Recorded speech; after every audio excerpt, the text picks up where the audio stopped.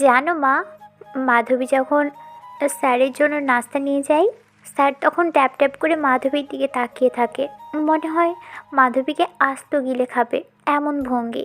স্যারের নজর এতটা খারাপ। মায়ের সামনে অভিযোগ করায় মাও ক্ষেপে যায়, রেগে জবাব দেয়। শুধু কি মাধবীর দিকেই নজর দেয়, নাকি তোর দিকেও নজর দেয়? সুহানা খাতুনের প্রশ্নের উত্তরে মেয়ে সাবিহা বলল। কী যে বলো মা, বলতেও লজ্জা লাগে। ও শুধু মাধবীকেই না, মাধবী যখন কোমর বাঁকা করে স্যারের সামনে নাস্তা রাখে, তখন তার শরীরের দিকেও তাকিয়ে থাকে। যাক বাবা, ভণ্ড মাস্টার তাহলে তোকে নজর দেয়নি।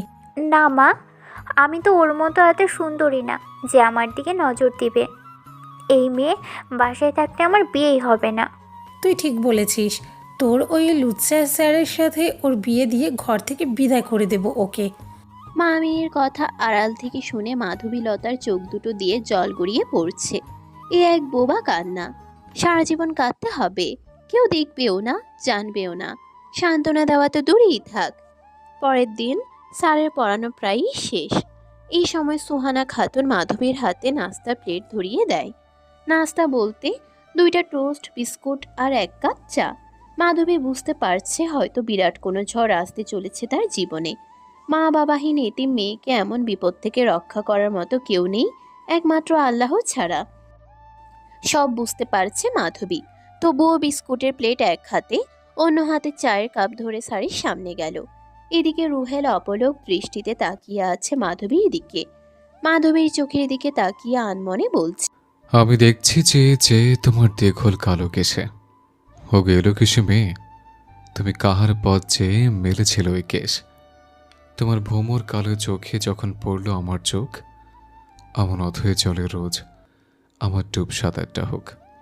শোনো কাজল চোখের মেয়ে, আমি তোমার হব ঠিক, তুমি অথই সাগর বলি, আমি একরোখা নাবিক। রুহেল এখনো তাকিয়ে আছে মাধবীলতার দিকে। এদিকে মাধবীলতাও রুহেলের চোখাচোখি হতেই মাধবী চোখ সরিয়ে কোনো রকম প্লেট আর চায়ের কাপ রেখেই ঘুরে আসতে যাবে, তখনই সাবিহা চিল্লিয়ে বলল। আপনি তো বড় অসভ্য স্যার, প্রতিদিন মাধবীর শরীরের দিকে নজর দেন, আজ আবার কোমরেও নজর পড়লো।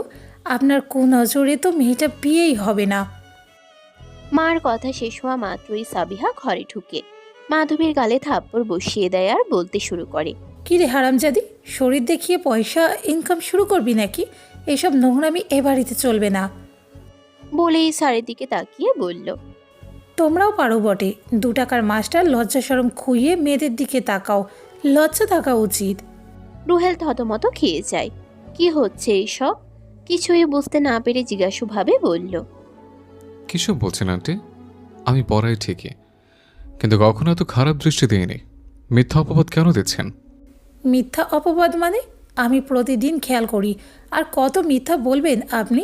শাক দিয়ে মাছ ঢাকছেন? মার বজ্র কণ্ঠ।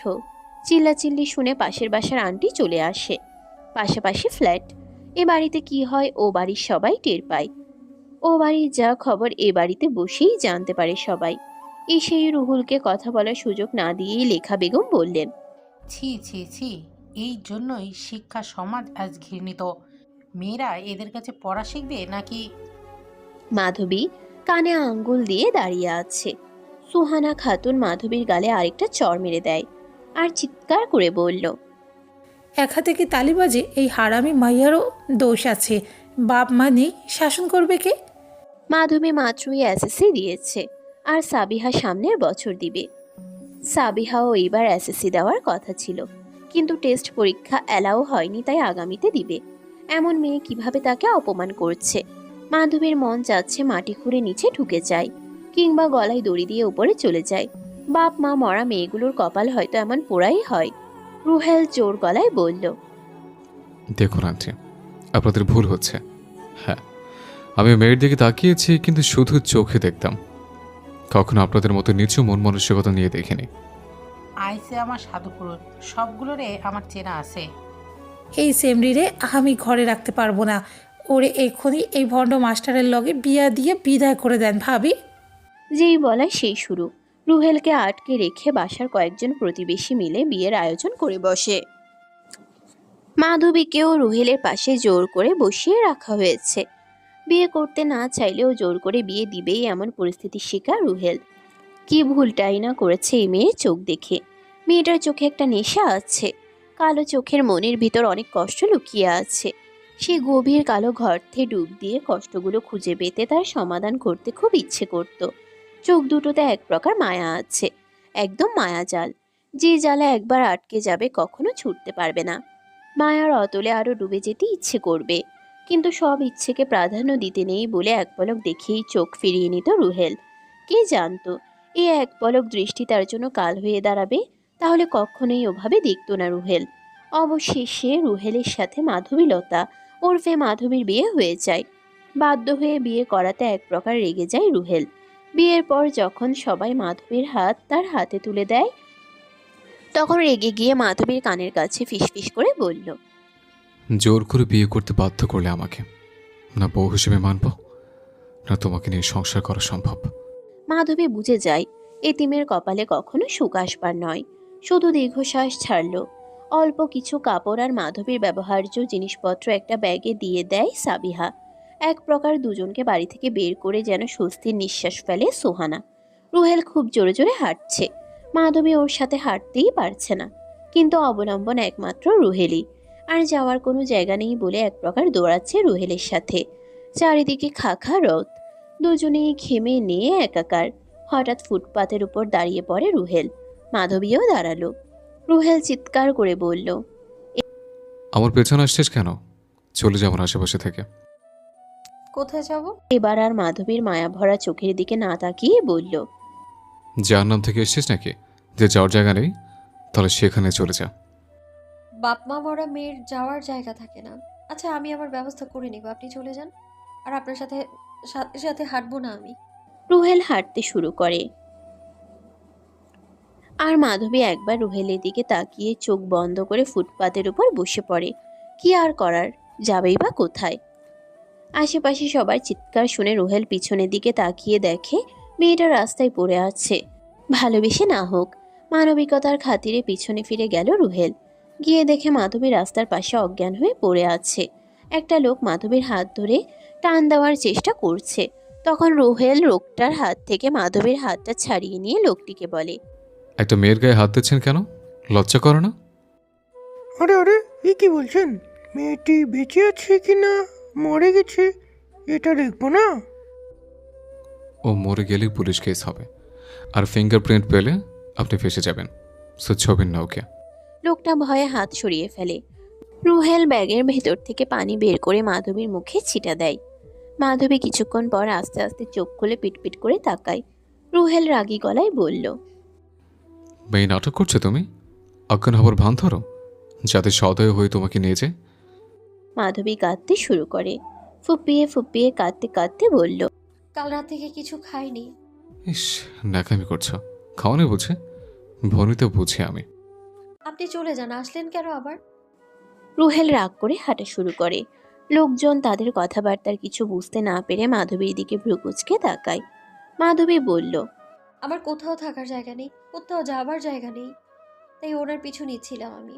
তাই উনি রাগ করে বকাবকি করেছে। তাহলে আমার সাথে চলো, কোনো কিছুর অভাব হবে না। রুহেলের কানে কথাটা যায়, বিবেকে বাধা দেয় মাধবীকে ফেলে যেতে। আবার ফিরে এসে বলল, চলে এসো মাধবী, এসব লোক ভালো না, সুযোগ পেলে চান্স নিতে চায়। মাধবী আশেপাশে কিছুই না দেখে রুহেলের পিছু নেয়। রুহেল হঠাৎ দাঁড়িয়ে যায়। ফুটপাতের দোকান থেকে পাউরুটি কিনে মাধবীকে দেয়। মাধবী না খেয়ে তাকিয়ে আছে রুহেলের দিকে। অদৃশ্য এক মায়া কাজ করছে রুহেলের মুখ পানে। এটা কি পবিত্র বন্ধনের টান, নাকি অন্য কিছু? ছোট বেঞ্চের উপর বসে আছে রুহেল। মাধবীও বসে পড়ে রুহেলের পাশে। প্রচণ্ড রোদ, অনেক রাস্তা হেঁটেছে, বড্ড ক্লান্ত দুজন। রুহেলের দিকে একবার তাকিয়ে পাউরুটি চিবাতে শুরু করে মাধবী। মনে হচ্ছে কতদিনের ক্ষুধার্ত। রুহেলও বিস্কুট নেয় একটা। মাধবী পাউরুটি খাওয়া হলে দাম শোধ করে উঠে দাঁড়ায় রুহেল। মাধবীকে বলল, তুমি এখানে বসে থাকবে, কোথাও যাবে না। আমি একটা টিউশনি করে আসছি। আসবেন তো? না এসে উপায় আছে? টিউশন না করলে তো পেটের ভাত জুটবে না। আজ বেশি পড়াবো না, আধা ঘন্টা অপেক্ষা করো প্লিজ। রুহেল একটা বাড়িতে ঢুকে যায়। মাধবী একটা গাছের গুড়িতে গিয়ে বসে। জানে না রুহেল ফিরে আসবে কিনা, তবুও অপেক্ষা একটা অনিশ্চিত ভবিষ্যতের। রুহেল মাত্রই এইচএসসি দিয়েছে, মাধবী থেকে 2 বছরের বড়, মধ্যবিত্ত পরিবারের সন্তান। পড়াশোনার খরচ চলে টিউশনির টাকাতে। বাবা ছোট চাকুরি করে, বেতন মাত্র 10,000 টাকা। এ দিয়ে চিটাগাংয়ের মতো শহরে 3 ভাই বোনকে পড়ানো কষ্টসাধ্য ব্যাপার। তাও কুলিয়ে যেত যখন বাচ্চারা ছোট ছিল, কিন্তু এখন ওদের পড়াশোনার খরচ বেড়ে গেছে। সম্ভব হয় না ফারুক আলীর পক্ষে সবকিছু সামলানো। বড় মেয়েটা অনার্স ফার্স্ট ইয়ারে, বিবাহ উপযুক্ত। তবে চিটাগাংয়ের মতো শহরে যৌতুক ছাড়া বিয়ে ভাবা অসম্ভব। ছোট ছেলে রাফি এবার ইন্টার ফার্স্ট ইয়ারে পড়ে। 2 ভাই ছোট ক্লাসে টিউশনি করে নিজেদের খরচ চালায়। মেয়েটাও কম পরিশ্রম করে না, আশেপাশে 3টা বাচ্চাকে পড়ায়, সাথে নিজের পড়াশোনা কন্টিনিউ করছে। এক কথায় সংগ্রামী পরিবার। নিজেদের ভাগ্য পরিবর্তনের যুদ্ধে অবিরাম লড়ে যাচ্ছে, কিন্তু দুঃখের সাগর পেরিয়ে সুখের ভেলায় ওঠা কিছুতেই সম্ভব হচ্ছে না। আর হবে কিনা তাও জানা নেই, তবে তারা হাল ছেড়ে দেয়নি। প্রায় 45 মিনিট পরে রুহেল আসে। এসে দেখে মাধবী এখনও গেটের দিকে তাকিয়ে আছে। একটা মেয়ে কতটা নিরুপায় হলে এমন হয়ে বসে থাকে, তা অজানা রুহেলের কাছে। রুহেল কাছে গিয়ে মাধবীর হাতে থাকা পোটলাটা নিজের ব্যাগের মধ্যে ঢুকিয়ে নেয়। এরপর একটা লোকাল বাসে মাধবীকে আগে উঠিয়ে দিয়ে নিজে দাঁড়িয়ে থাকে, যেন মাধবীর শরীরে কোনো পরপুরুষের ছোঁয়া না লাগে। লালখান বাজার থেকে 2 নং গেট পর্যন্ত আসতে প্রায় আধ ঘন্টা লাগিয়ে দিল। খুব জ্যাম ছিল বইকি। লোকাল বাসে উঠলে কখন পৌঁছাবে কোনো ঠিক নেই। দুজনেই ঘেমে নিয়ে একাকার। বাস থেকে আগে মাধবীকে নামিয়ে নিজেও নেমে যায়। বিকেল গড়িয়ে সন্ধ্যা নামতে চলল, তবুও রোদের তেজ কমে না। সারাদিন ভালোই তাপ সরবরাহে সার্ভিস দিচ্ছে। অলিগলি হাঁটার পর রুহেল একটা বাসায় ঢুকে। 5 তলা পর্যন্ত সিঁড়ি বেয়ে উঠতে পা যায় যায় অবস্থা। সারাদিন পরিশ্রমে ক্লান্ত শরীর, এরপর কিনা এত লম্বা সিঁড়ি। কলিং বেল চাপতেই একটা ছেলে দরজা খুলে দেয়। খুলেই জোরে করে বলল, বাবা দেখো, ভাইয়া মেয়ে নিয়ে এসেছে। এই তুই থামবি? মেয়েটা কে বলো ভাইয়া? আমার ছাত্রী। ওর বাবা মা কাল অ্যাক্সিডেন্ট করে মরে গেছে। আত্মীয় স্বজন কেউ নেই, তাই এখানে নিয়ে এসছে। খুবই দুঃখের সংবাদ বাবা, কিন্তু আমাদের অভাবের সংসারে কিভাবে আরেকজনের দায়িত্ব নেব বল? একটা কমেন্ট করে দিও প্লিজ। মাধবী বুঝতে পারছে এ বাড়ি তার জন্য নয়। কোথায় যাবে এখন সে? মামি তো কখনো ওই বাড়িতে ঢুকতে দিবে না। এরই মাঝে ফারুক আলীর স্ত্রী সারা এসে বলল, মেহমান তাড়িয়ে দিলে আল্লাহ নারাজ হন। এসো মা, ভেতরে এসো। মাধবী একটা ভরসার হাত পেল। মাধবী আবেগে সারাকে মা বলে জড়িয়ে ধরে কান্না শুরু করলো। 2 রুমের বাসা, ভাড়া 8,000 টাকা। ছেলে মেয়েরা একটু আধটু সাহায্য করে বিধায় শহরের 2 রুমের বাসাটা ভাড়া নিয়েছে। গ্রামে থাকলে ছেলে মেয়েদের পড়াশোনা করানো অসুবিধা, আবার শহরে টিউশনি করে আয় করা যায় ভালো। রুহেল 3টা টিউশনি করে 10,500 আয় করে। তার মাঝে আজ একটা বাদ চলে গেল। নতুন একটা টিউশনি না খুঁজে পাওয়া পর্যন্ত শান্তি নেই রুহেলের। এক রুমে মা বাবা, আরেক রুমের মাঝখানে পর্দা দিয়ে এক পাশে বোন, অন্য পাশে 2 ভাই থাকে। পরিবারে মাধবী এক্সট্রা যোগ হলো। নেহার সিঙ্গেল তোষকে দুজনকে কষ্ট করে ঘুমাতে হবে। একটু বিছানা পেয়ে মাধবী ঘুমিয়ে পড়ে। রুহেল আর চোখে একবার খেয়াল করে মায়ের উদ্দেশ্যে বলল, মা, ও কাল থেকে ক্ষুধার্ত, ঘরে খাবার থাকলে দিও। আমার আরেকটা। এই বলে মাকে বিদায় জানিয়ে বেরিয়ে পড়ে রুহেল। রাত 8টা নাগাদ নেহা ফিরে আসে। এসেই বলল, মা, ক্ষুধা লেগেছে, খাবার রেডি করো, আমি ফ্রেশ হয়ে আসি।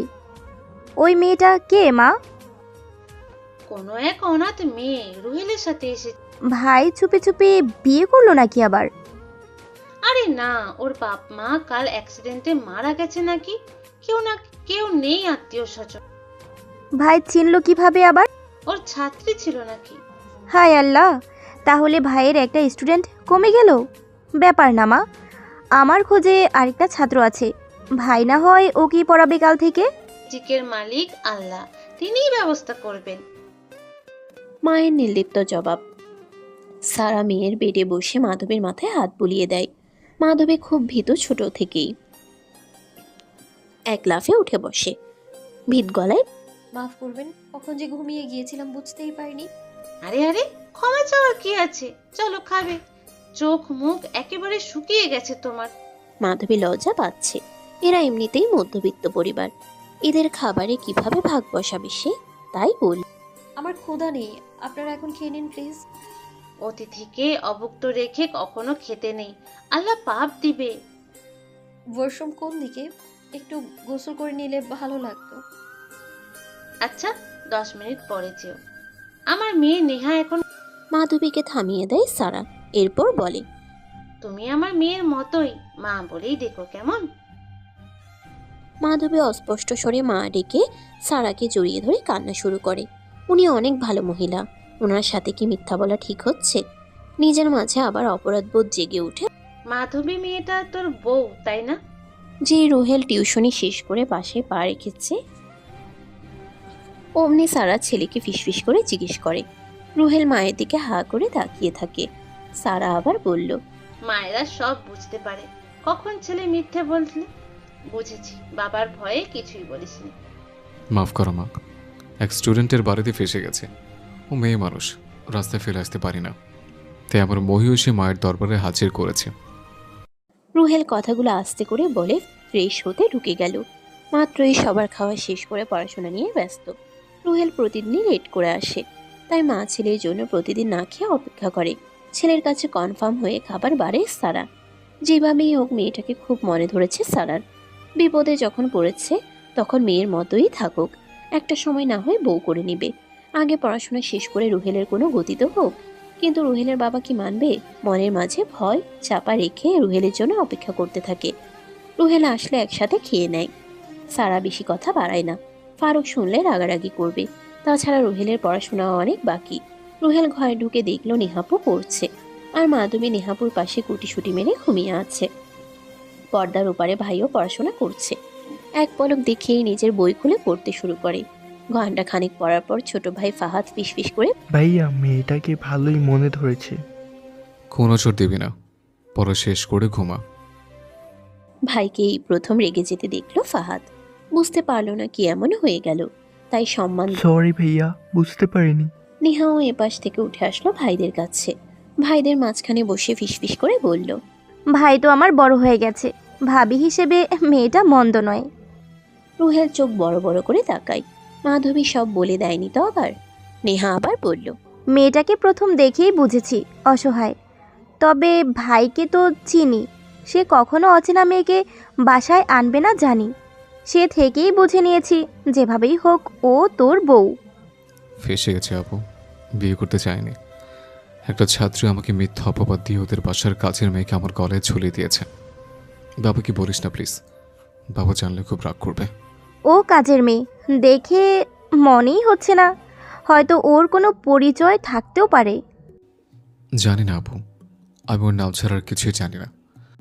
ওই ছাত্রীর বাসায় ভালো করে খোঁজ লাগাতে হবে, তাহলে বুঝতে পারবি ওর পরিচয়। ওরা মা আর মেয়ে ছাড়া ওই বাসাতে আর কেউ নেই। মাধবী নিশ্চয় বলবে। ওকে আর কিছু জিজ্ঞেস করিও না, বাবা বলছে ফেলবে। কাল রাতে 4 জন একসাথে ছাদে যাব, এরপর না হয় ওর থেকে কথা নেব। তাহলে ওকে কি বলে ডাকবো? খবরদার ভাবি বলিস না, ছোট আপু ডাকবি। কেন? আরে গাধা, বাবা জানলে কি হবে বুঝতে পারছিস? ফাহাদ সম্মতি দেয়। সেদিনের মতো পড়ার বই খাতা গুটিয়ে যে যার মতো ঘুমিয়ে পড়ে। পরের দিন আবার কার্যক্ষেত্রে যেতে হবে। পরিমাণ মতো না ঘুমালে এনার্জি পাবে না। ফজরের ওয়াক্তে মাধবীর আগে ঘুম ভাঙে। আগে থেকেই নামাজ পড়ার অভ্যাস আছে। মাধবী উঠে নেহাকে ডাক। আপু উঠুন, নামাজের সময় হয়ে গেছে। নেহা চোখ কষলিয়ে উঠে পড়ে। মেয়েটা তো খুব ভালো, কাল রাতে গল্প করতে গিয়ে ঘুমাতে দেরি হয়ে গেছে বলে ফজরে নামাজ পড়তেও দেরি হয়ে গেছে। মাধবীর প্রতি কৃতজ্ঞতা দেখিয়ে নেহা বলল, অনেক শুক্রিয়া ছোট আপু। মাধবী অবাক হয়। নেহা কত বড়, তবুও তাকে আপু ডাকছে দেখে মাধবীকে তাকিয়ে থাকতে দেখে নেহা বলল, তাড়াতাড়ি নামাজ পড়ে নাও, এরপর কোরআন শরীফ পড়ে যে যার মতো কাজ করব। মাধবী খেয়াল করলেও রুহেল আর ফাহাদ নেই। ওরা আগেই মসজিদে চলে গেছে হয়তো। অজু করে এসে যে যার মতো নামাজ সেরে নেয়। এরপর কোরআন শরীফ পড়ে নেহা বাইরে যায়।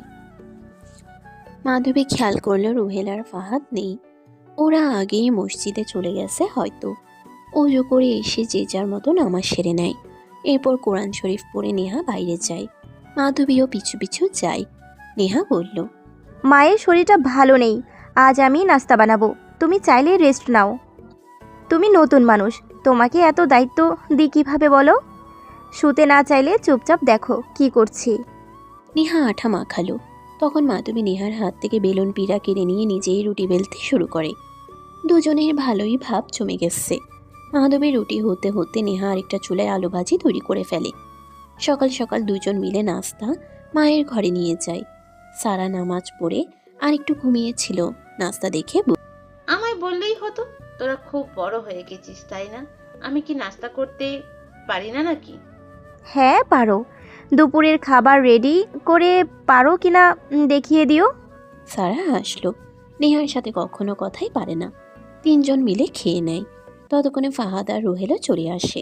সারা জিজ্ঞেস করলো, এতক্ষণ কোথায় গিয়েছিলি? মসজিদে নামাজ পড়ে কোরআন পড়া শেষ করে বারান্দা রুহেল বলল। ফাহাদও বলল ওরা একসাথেই পড়ছিল। সকালের পড়া ভালো মনে থাকে, সেজন্য প্রতিদিনে ওরা পড়ে। বাড়িটা গলির ভিতর, তাই মসজিদের বারান্দায় পড়াটাকে নিত্যদিনের অভ্যাসে পরিণত করেছে দুই ভাই। ফাহাদ খেয়ে নিয়ে কলেজ বের হয়, আর রুহেল কোচিংয়ের উদ্দেশ্যে, নেহা ভার্সিটির উদ্দেশ্যে বের হয়। নেহা সপ্তাহে 3 দিন বা 2 দিন ভার্সিটি যায়। প্রতিদিন ক্লাস থাকে না, নইলে কষ্ট হতো প্রচুর। নেহা বেরিয়ে যাওয়ার পর ফারুক আলী আসে বাজার নিয়ে। ডায়াবেটিস আছে। নামাজ শেষ করে হাঁটার পর একেবারে বাজার নিয়েই ওঠে। ঘেমে গেছে 5 তলা পর্যন্ত এত ভারী বাজারের ব্যাগ বহন করে আনতে গিয়ে। সারা শাড়ির আঁচল দিয়ে ফারুকের মুখ মুছে দেয়। ওই মুহূর্তে কারেন্ট চলে গেছিল দেখে হাত পাখা দিয়ে বাতাস করা শুরু করে। মাধবী দূর থেকে এই দম্পতির ভালোবাসা দেখে অবাক। ফারুক, মেয়েটা কি এখানে থাকবে? আহা, অনাথকে আশ্রয় দিলে আল্লাহ খুশি হন। তাহলে বাসায় অনাথ আশ্রম খুলি। আরে রাগ করো কেন? উঠতি বয়সের মেয়েকে তাড়িয়ে দিয়ে কিভাবে বলো? ওর যদি বিপদ হয়ে যায় তাহলে আল্লাহ কি আমাদের মাফ করবেন? সারা, পারো ইমোশনাল ব্ল্যাকমেল করতে। বলো মেয়েটাকে মনে ধরেছে, কাছে রাখতে চাও? সেটা নয়, যাও ফ্রেশ হয়ে খেয়ে অফিসে যাও। ফারুক এই একজনের কাছেই নরম, কিন্তু ছেলে মেয়েদের সামনে সবসময় গরম দেখায়। বাবা হিসেবে কখনো ছেলে মেয়েদের একটু আদর দেয় না। হয়তো আর্থিক সংকটের জন্য ছেলে মেয়েদের সামনে হাসি খুশি থাকতে লজ্জা বোধ করে। মা এটা কি করছেন? আর বলো না মা, নিচের ফ্ল্যাটে বিয়ের অনুষ্ঠান 5 দিন পর, তাই ব্লাউজ আর পেটিকোট সেলাইয়ের অর্ডার নিয়েছি। আপনি অর্ডারে কাজ নেন? এই তো শুধুমাত্র হাত খরচের জন্য যতটুকু সম্ভব করি। আচ্ছা মা, ওই আপুরা নিশ্চয়ই শাড়ির সাথে অর্নামেন্টসও কিনবে। কিনতেই পারে, কেন বলো তো? আপনি আমার সাথে বাজারে যাবেন, তাহলে কিছু হাতের কাজ আমিও করতাম। ওরা যদি পছন্দ করে কিনে নেয়। তুমি কি বানাতে চাচ্ছ? প্লাস্টিকে ফুল দিয়ে হলুদের সাজের জন্য গয়না। তুমি ওগুলো পারো? এর আগে সাবিহাকে বানিয়ে দিয়েছিলাম, তখন ওগুলো দেখে অনেকে পছন্দ করেছিল, কিন্তু অর্ডার নিতে দেয়নি মামি। মামির বাসায় থাকতে? মা পরে বলবো এসব, উনি বলতে না করেছেন। ও সব বলেছে, তুমি যে ওর বউ ও সেটা বলেছে। মাধবী অবাক হয়, ছেলেটা সত্যি বলে দিল? তাহলে কি বউ হিসেবে তাকে মেনে নেবে, নাকি আবার তাকে তাড়িয়ে দিবে? মনের ভেতর অনেক প্রশ্ন জাগে। সেগুলো দমিয়ে রেখে সারাকে সব খুলে বলে কি ঘটেছিল কাল। অতঃপর সারাকে রাজি করিয়ে কর্ণফুলী মার্কেটে যায়। প্রয়োজনীয় সব কিনে নিয়ে ফিরে আসে প্রায় 1.5 ঘন্টা পর। কাজ করতে হবে মাধবীকে। এভাবে এই মধ্যবিত্ত খেটে খাওয়া মানুষগুলোর মাথার বোঝা হবার কোনো মানেই হয় না।